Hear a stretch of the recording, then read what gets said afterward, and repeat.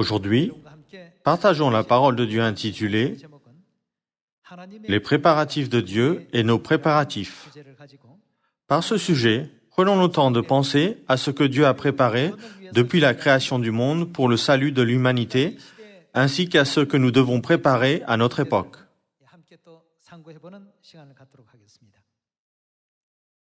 Depuis le commencement, lorsque Dieu a établi le plan de rédemption de 6000 ans, jusqu'au moment où nous atteindrons le royaume éternel des cieux, Dieu a tout préparé pour nous sauver, peuple du ciel. Laissez-moi prendre quelques exemples. Au temps de Noé, Dieu a laissé Noé préparer l'arche avant de détruire le monde avec le déluge. Au temps de Moïse, Dieu a préparé un puissant vent d'Est pour que les Israélites puissent traverser la mer Rouge. Dieu a repoussé la mer avec le vent d'Est et a fait séparer les eaux. De plus, pour libérer les Israélites de leur esclavage de 400 ans en Égypte, Dieu a préparé 10 miracles à l'avance. Comme Dieu savait déjà que les Israélites n'auraient pas de nourriture dans le désert,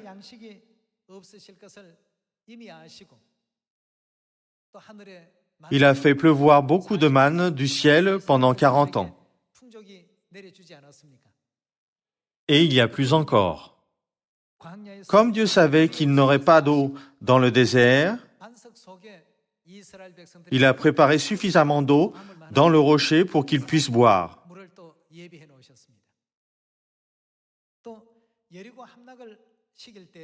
Pour conquérir Jéricho, Dieu a préparé les cris des Israélites. Vous pensez peut-être que Dieu fait tout maintenant, mais en fait, Dieu a tout préparé pour nous depuis les temps anciens.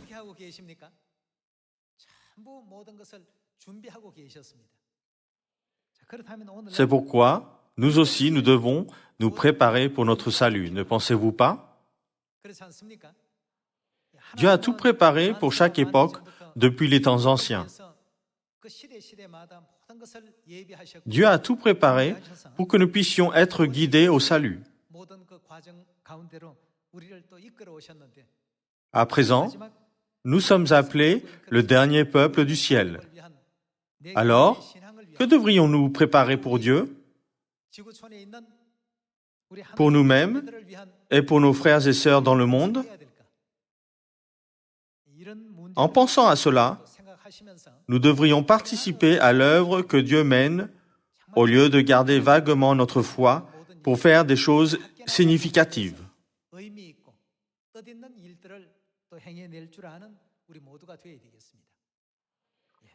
La chose la plus urgente que nous devons faire est d'aller en Samarie et jusqu'aux extrémités de la terre pour trouver nos frères et sœurs perdus.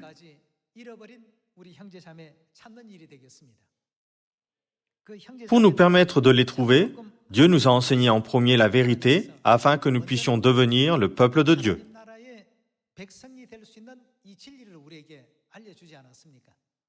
Alors, qu'enseigne la Bible pour que nous devenions le peuple de Dieu? Il est écrit dans Jérémie chapitre 31, « Je serai votre Dieu et vous serez mon peuple. » Quand cela peut-il arriver? Quand nous demeurons dans la vérité de la nouvelle alliance. Dieu a dit, « Lorsque vous croyez en la nouvelle alliance, je serai votre Dieu et vous serez mon peuple. »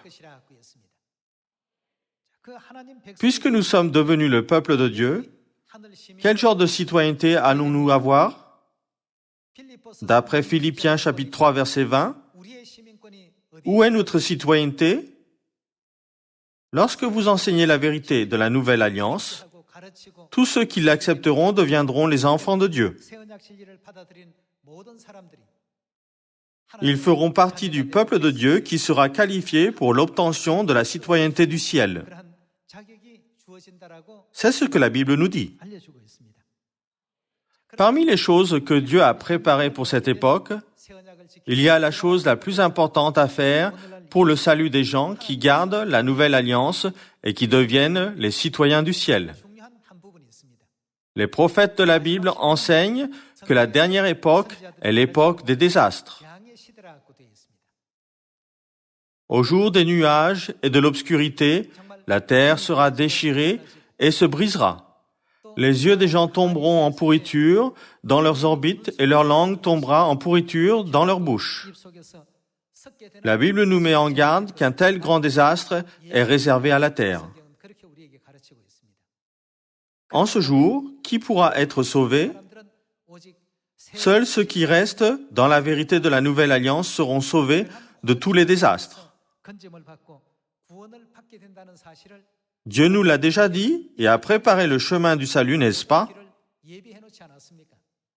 Dieu a préparé notre salut en nous faisant connaître la vérité et en nous montrant beaucoup d'exemples de gens qui ont été sauvés des désastres, y compris des exemples à l'époque de Moïse il y a 3500 ans. Quelle est cette vérité? Nous le savons bien. C'est la Pâque de la Nouvelle Alliance. Dieu l'a préparée pour nous. Quand Dieu usera-t-il de sa puissance? Au dernier jour. C'est pourquoi Dieu dit, « Restez dans la Nouvelle Alliance. Ceux qui gardent la Nouvelle Alliance sont mon peuple. Ceux qui gardent la Nouvelle Alliance recevront la citoyenneté du ciel. Je ferai passer tous les désastres par-dessus vous si vous gardez la Pâque de la Nouvelle Alliance. » Dieu a fait tous les préparatifs pour sauver son dernier peuple depuis des milliers d'années. Cependant, nous n'avons pas l'air de faire assez de préparatifs. Nous ne sommes même pas prêts à saisir la corde du salut. C'est pourquoi Dieu dit, « Pourquoi ne prêchez-vous pas l'Évangile en Samarie et jusqu'aux extrémités de la terre ?» Pendant le processus de prédication de l'Évangile, Dieu nous a laissé trouver comment nous devons faire. Dieu a tout préparé pour notre salut. Ainsi, nous devons nous aussi faire les préparatifs. Pour nos frères et sœurs dans le monde qui ne sont pas encore venus dans la vérité. Ce que nous devons faire connaître à tout le monde, ce sont les nouvelles du salut. Recevez le sceau de Dieu. Devenez le peuple de Dieu dans la vérité de la nouvelle alliance et échappez à tous les désastres le jour où les 7 derniers fléaux sont déversés sur la terre. Ainsi aujourd'hui, étudions un peu sur la Pâque de la Nouvelle Alliance, qui est la vérité de la vie que Dieu a préparée. Regardons dans Psaume, chapitre 91, verset 7.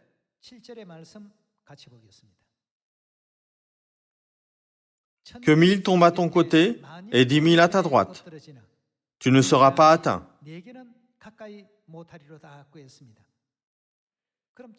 La situation où 1000 ou 10 000 tomberont à notre droite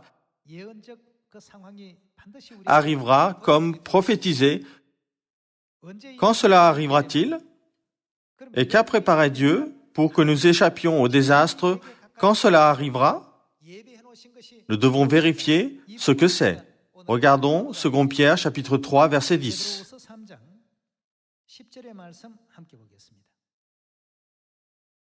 Le jour du Seigneur viendra comme un voleur. En ce jour, les cieux passeront avec fracas. Les éléments embrasés se dissoudront et la terre avec les œuvres qu'elle renferme sera consumée. Puisque tout cela est en voie de dissolution, combien votre conduite et votre piété doivent être saintes. Attendez et hâtez l'avènement du jour de Dieu, jour à cause duquel les cieux enflammés se dissoudront et les éléments embrasés se fondront. Mais nous attendons selon sa promesse de nouveaux cieux et une nouvelle terre où la justice habitera. La promesse de Dieu est mentionnée dans 2 Pierre chapitre 3. C'est par la vérité que Dieu a préparé que nous pouvons aller au nouveau ciel et à la nouvelle terre qui sont préparés par Dieu. Les désastres viendront certainement comme prophétisé dans le livre de 2 Pierre chapitre 3. Sophonie chapitre 1, Matthieu, Ésaïe, etc. Nous pouvons voir les prophéties partout.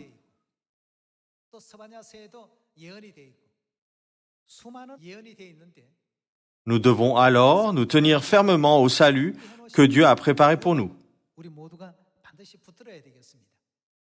Il est écrit dans Psaume chapitre 91, verset 7, que 1000 tombent à ton côté et 10 000 à ta droite. Tu ne seras pas atteint. Alors, ne devrions-nous pas trouver la vérité prophétisée, la promesse de Dieu? Si nous ne trouvons pas la vérité, nous ne pourrons pas recevoir la promesse et la grâce de Dieu au dernier jour. Dieu a dit que seuls ceux qui ont reçu la promesse de Dieu seraient scellés et que ceux qui auront le sceau de Dieu seraient protégés des désastres.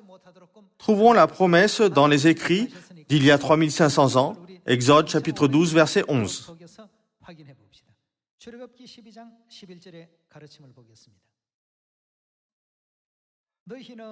Quand vous le mangerez, vous aurez vos reins sains, vos souliers aux pieds, et votre bâton à la main, et vous le mangerez à la hâte, c'est la Pâque de l'Éternel. Ici, nous devons prêter attention à la Pâque. Pourquoi Dieu a-t-il préparé la Pâque depuis longtemps? Pourquoi nous donne-t-il cette vérité? Parce que Dieu a préparé quelque chose, il doit y avoir un temps pour l'utiliser, comme un jour et une époque, n'est-ce pas? Pensons à l'arche de Noé. Pourquoi Dieu a-t-il demandé à Noé de préparer l'arche? N'était-ce pas pour le sauver de la destruction lorsque tous les gens et tous les êtres vivants de la terre étaient détruits par les eaux?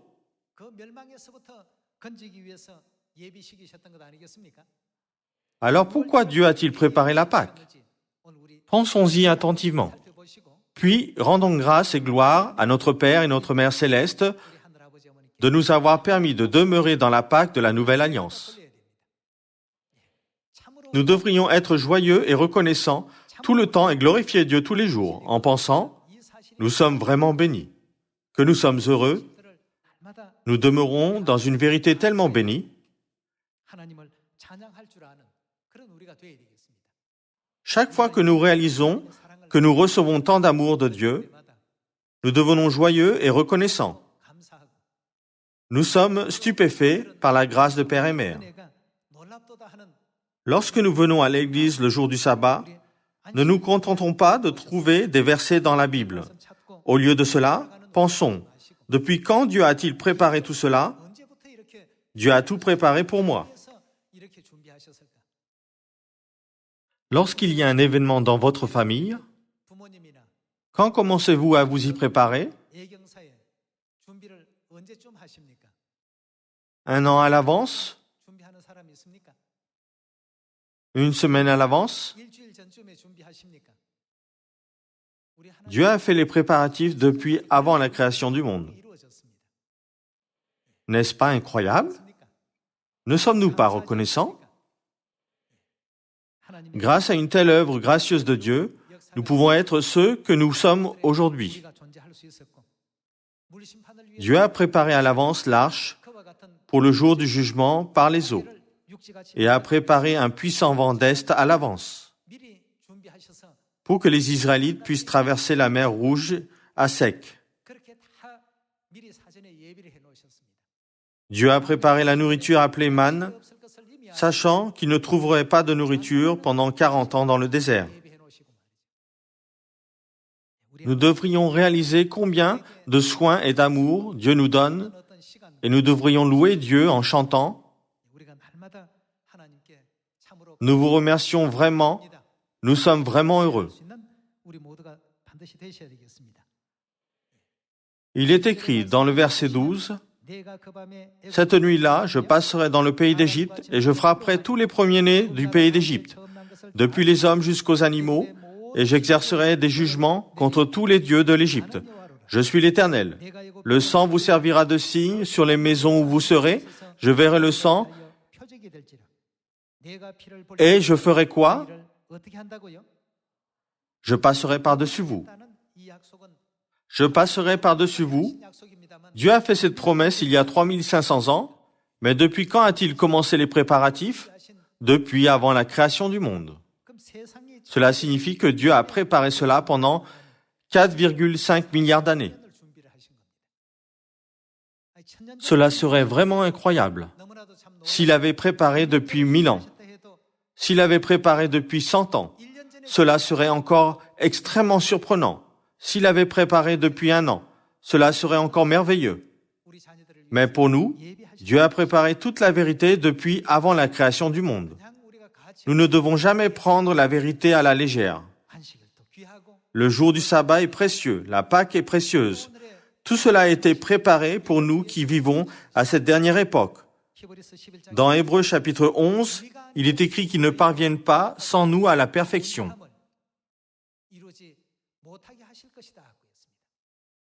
Nous vivons à l'époque la plus bénie. Nous sommes vraiment reconnaissants et heureux par le seul fait de vivre à cette époque. Nous devrions en réaliser la valeur. Et nous devrions considérer chaque instant de notre foi comme une bénédiction incroyable. Dieu a donné la Pâque il y a 3500 ans, mais cette vérité de la vie a été préparée depuis longtemps. Ce n'est pas comme si elle est apparue après qu'il a dit le mot Pâque. Dieu l'a préparée parce qu'elle est nécessaire à cette époque. Pour établir la Pâque, Dieu y a mis une signification à l'époque de Moïse il y a 3500 ans. Quelle était la signification?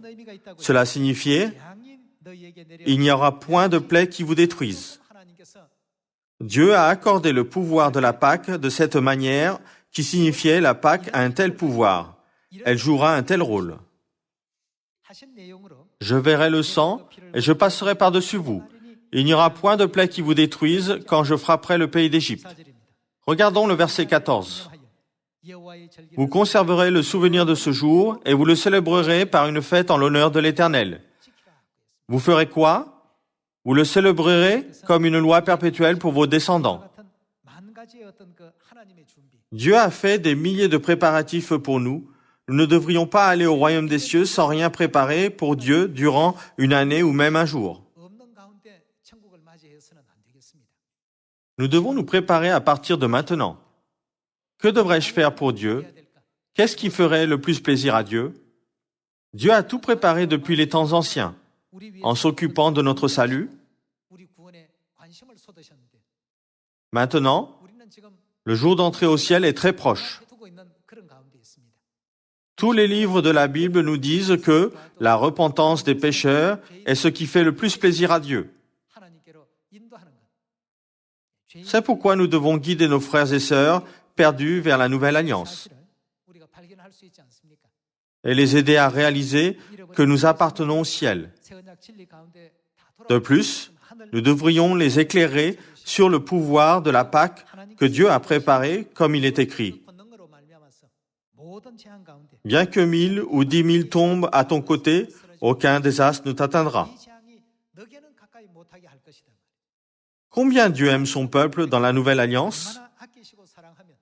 Pour nous protéger des désastres par lesquels 1000 ou 10 000 meurent, Père et Mère célestes sont venus en personne.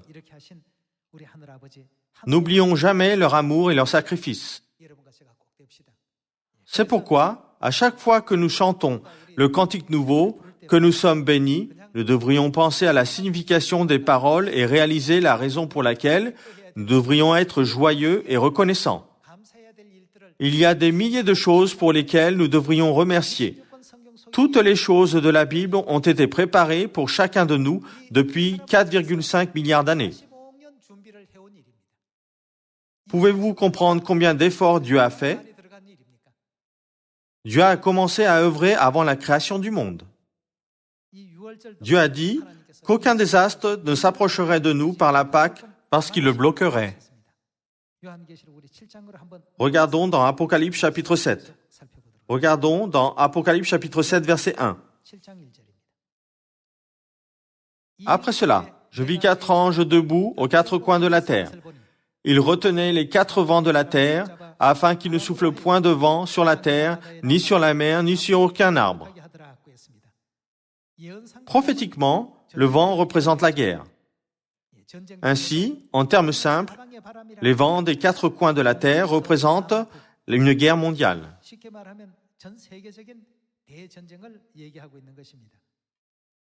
Les anges retiennent les vents afin qu'ils ne soufflent point de vent. Regardons le verset 2. Et je vis un autre ange qui montait du côté du soleil levant et qui tenait le sceau de Dieu vivant. D'où vient l'ange? Il vient de l'Est. Il cria d'une voix forte aux 4 anges à qui il avait été donné de faire du mal à la terre et à la mer, et il dit, « Ne faites point de mal à la terre, ni à la mer, ni aux arbres, jusqu'à ce que nous ayons marqué du sceau le front des serviteurs de notre Dieu. »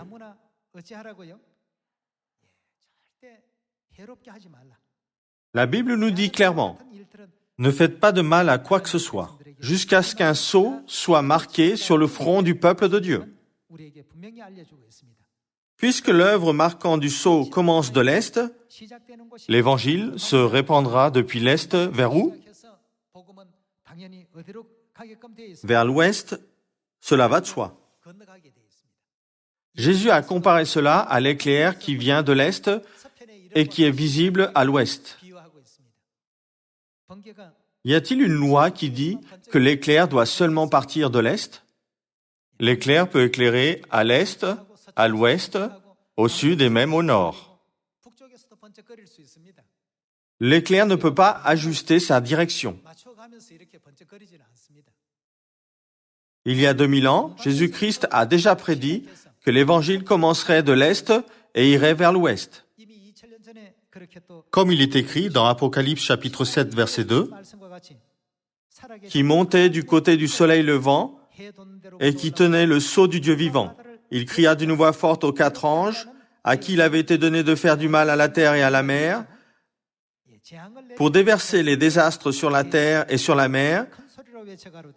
Et il dit, ne faites point de mal à la terre, ni à la mer, ni aux arbres, jusqu'à ce que nous ayons marqué du sceau le front des serviteurs de notre Dieu. » Lorsque les anges retiennent les vents, Dieu trouve son peuple.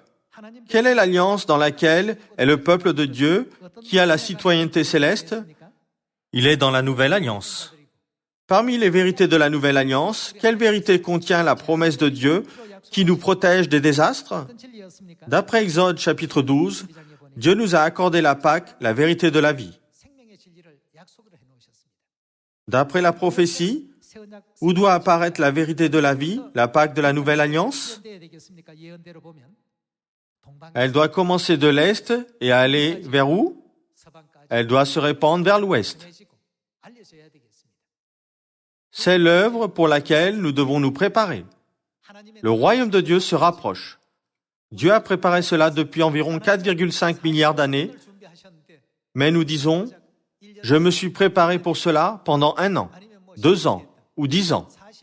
Même 100 ans sont si courts, à côté de 4,5 milliards d'années. Quant à cette comparaison, les gens disent que c'est comme une goutte de sang d'une patte d'oiseau. Nos années ne sont vraiment rien. Nos préparatifs et nos efforts ne sont rien en comparaison des efforts de Dieu. C'est pourquoi ne disons pas que notre tâche est trop dure. Même pour une petite chose, faisons cela de tout notre cœur, de tout notre esprit et de toute notre force pour Dieu. Qu'est-ce que Dieu marque sur le front de son peuple pour que nous ne soyons pas confrontés au désastre? C'est le sceau de Dieu. Comme il est écrit dans Ézéchiel chapitre 9, ceux qui n'ont pas reçu ce sceau ne peuvent pas entrer dans la promesse de Dieu, et ceux qui ne demeurent pas dans la promesse de Dieu ne peuvent pas s'empêcher d'être détruits. Regardons dans Ézéchiel chapitre 9, verset 3. La gloire du Dieu d'Israël s'éleva du chérubin sur lequel elle était et se dirigea vers le seuil de la maison. Et il appela l'homme vêtu de lin et portant une écritoire à la ceinture. L'Éternel lui dit, « Passe au milieu de la ville, au milieu de Jérusalem, et fais quoi? Fais une marque sur le front des hommes qui soupirent et qui gémissent à cause de toutes les abominations qui s'y commettent. » Apocalypse chapitre 7 dit, « Marque du sceau sur le front. » Et Ézéchiel chapitre 9 dit, « Fais une marque sur le front. » Regardons le verset 5. Et s'adressant aux autres en ma présence, il dit, « Passez après lui dans la ville et frappez, que votre œil soit sans pitié. et n'ayez point de miséricorde. Tuez, détruisez le vieillard, les jeunes hommes, les vierges, les enfants et les femmes. Mais n'approchez pas de qui? N'approchez pas de quiconque aura sur lui la marque. Dieu a préparé la vérité de la Pâque de la Nouvelle Alliance en disant « Il ne doit jamais rien leur arriver. Même si 1000 tombent à leur côté et que 10 000 tombent à leur droite, ce désastre ne les atteindra pas. »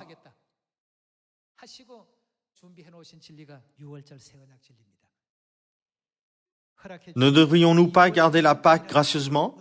Ne devrions-nous pas guider nos frères et sœurs pour bien garder cette fête de la vie?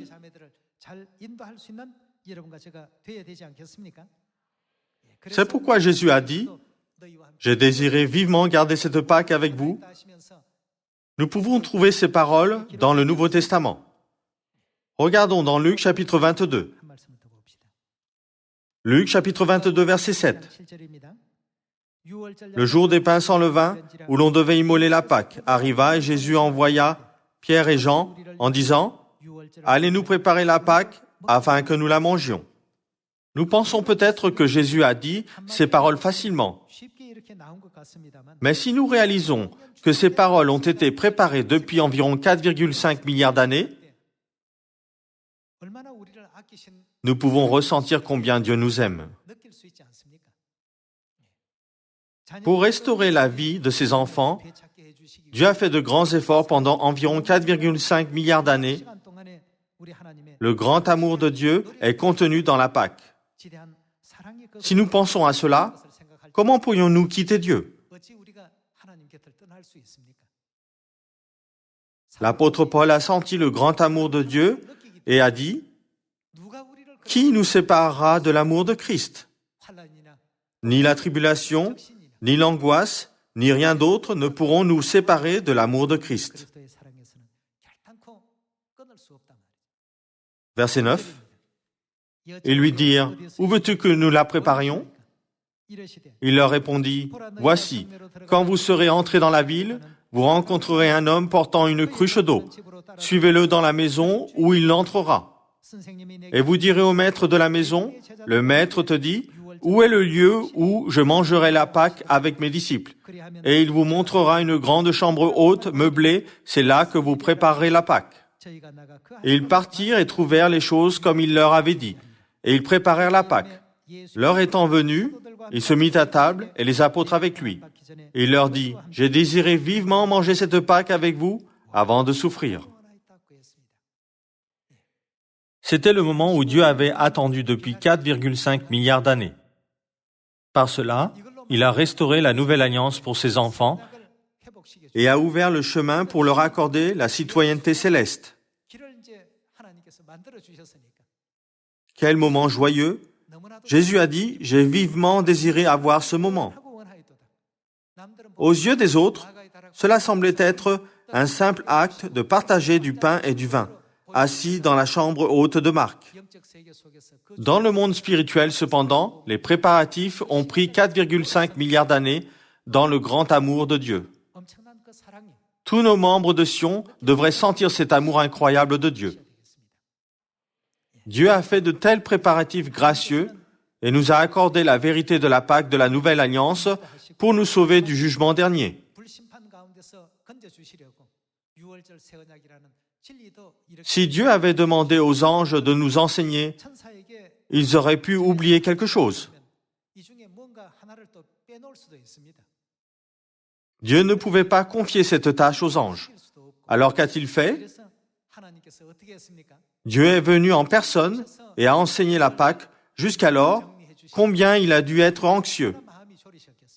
Le diable a entravé la vérité ici et là, a calomnié et a fermé les oreilles des gens pour qu'ils ne puissent pas entendre. Le diable a entravé l'œuvre de Dieu en générant de nombreuses mauvaises situations pour que les gens ne puissent pas considérer l'œuvre de Dieu comme sainte et juste. Puis finalement, le temps est arrivé, le jour est venu, Dieu était tellement ému qu'il a dit « J'ai vivement désiré manger cette Pâque ». La vérité de la Pâque de la Nouvelle Alliance a été établie dans ce fort désir de Dieu. Un jour, j'ai sorti mon cahier de sermons où j'avais écrit des sermons sur la prédication il y a 20 ans. j'y ai vu le mot Rambo. Connaissez-vous Rambo? C'est un film hollywoodien sur la guerre du Vietnam, n'est-ce pas? Dans mon cahier, j'ai trouvé les paroles que Mère nous avait données. Mère nous avait demandé « Qui souffrira le plus entre celui qui va sauver un prisonnier et le prisonnier qui reste assis ?» À ce moment, je l'avais écrit en sténographie. Qui des deux souffrira le plus? C'est celui qui va sauver un prisonnier, car il ne doit pas s'attendre à le sauver facilement, mais il doit être prêt à souffrir. Nous allons de l'avant pour prêcher l'Évangile aux gens. En fait, nous allons pour les sauver. Nous avons la mission de sauver nos frères et sœurs qui sont enfermés. Si nous cherchons le confort dans cette situation, nous ne pouvons pas devenir des Rimbaud spirituels.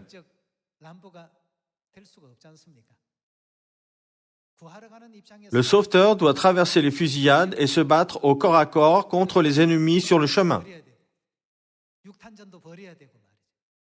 Si nous restons confortablement chez nous, en mangeant et en nous amusant comme il nous plaît, nous ne pouvons pas sauver nos frères et sœurs.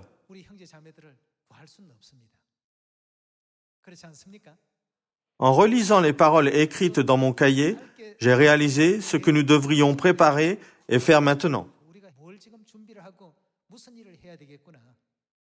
Notre rôle est d'aller dans le camp ennemi pour sauver nos troupes comme Rambo dans le film. J'ai pensé, pour trouver nos frères et sœurs perdus, nous ne devons pas simplement chercher le confort et la complaisance dans nos vies, mais nous devons travailler plus dur pour les sauver. Alors les âmes pourront revivre les unes après les autres. Ce message a été écrit brièvement dans mon cahier de sermons il y a 20 ans. Père et Mère ont maintenu le puissant lien d'amour avec nous pendant 4,5 milliards d'années. En n'oubliant pas cet amour, mettons nos cœurs, nos esprits et nos âmes à trouver nos frères et sœurs perdus. Dieu a préparé tous les systèmes de la vérité pour nous sauver au temps des désastres dans les derniers jours. Prêchons aux gens autour de nous pour qu'ils puissent tous participer à cette cérémonie gracieuse de la Pâque que Dieu a préparée pour nous.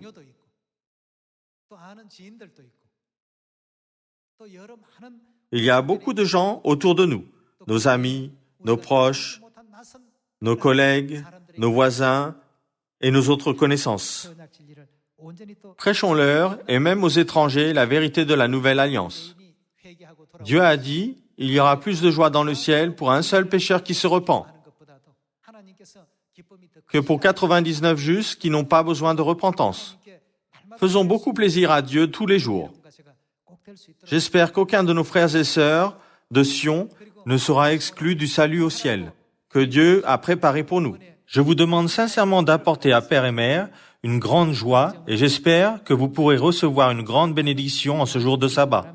Laissez-moi à présent terminer ce sermon d'aujourd'hui. Merci beaucoup.